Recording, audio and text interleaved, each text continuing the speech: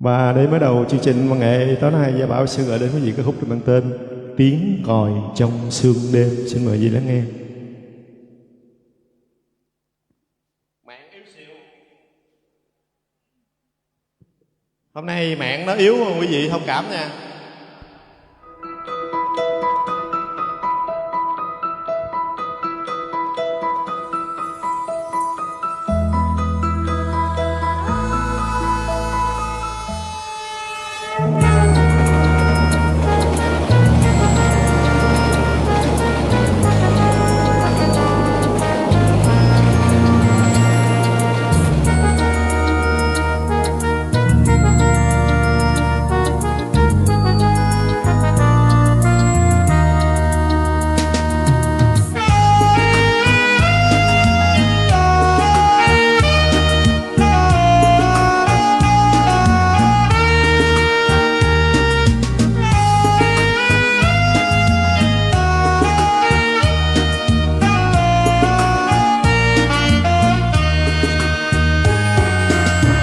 Bên nước so sen đỏ đưa khách sang, lòng xanh bên sông bờ rung bóng trắng.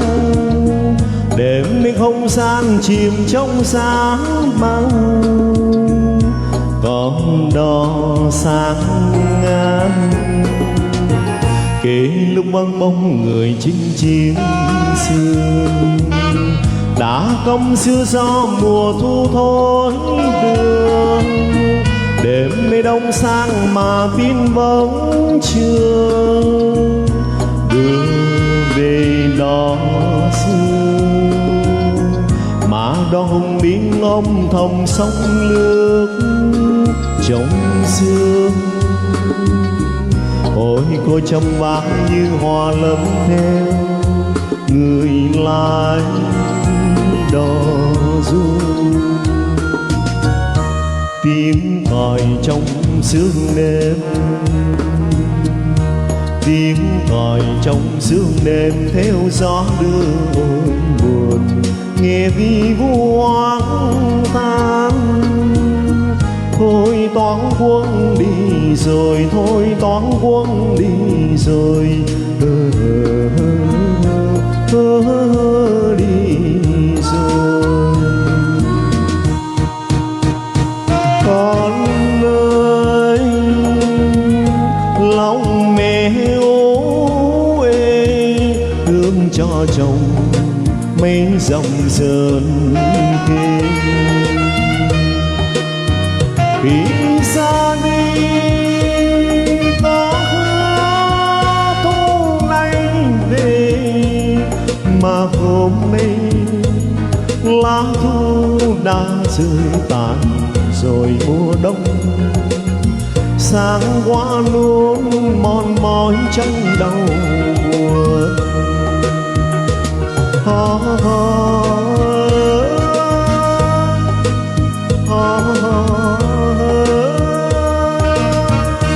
Tiếng còi trong sương đêm, tiếng còi trong sương đêm theo gió đưa ôi buồn. Nghe vi vu hoang than, thôi không chi đau lòng, con cứ an dâng nồng bên lòng.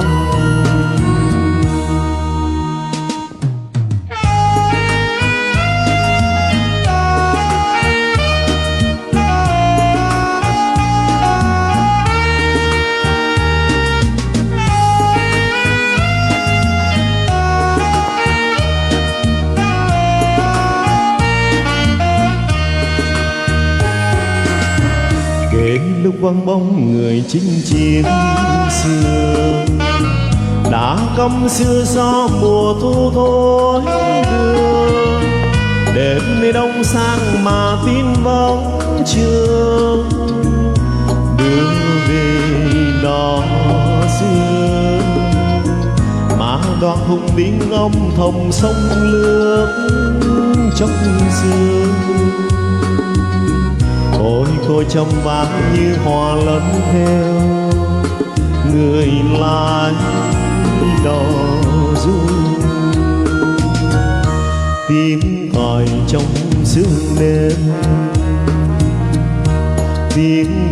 trong sương đêm theo gió đưa ôi buồn, nghe vi buông than. Thôi toán buông đi rồi, thôi toán buông đi rồi, đi rồi. Con ơi, lòng mẹ ố ê, thương cho chồng mấy dòng sớm. Khi xa đi có thu nay về, mà hôm nay lá thu đã rơi tàn rồi mùa đông. Sáng qua luôn mòn mỏi trong đầu buồn.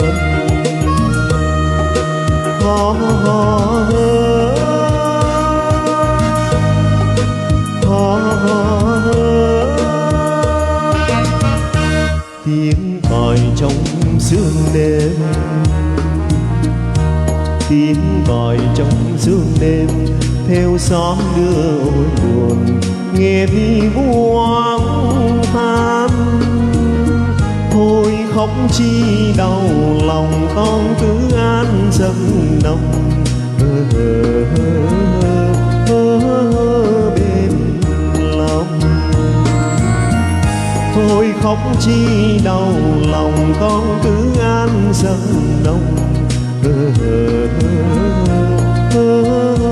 bên lòng.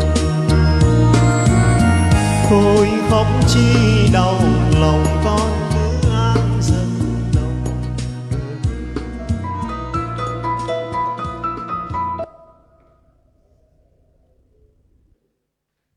Xin mời quý khách đã có số 01 lên sân khấu ạ.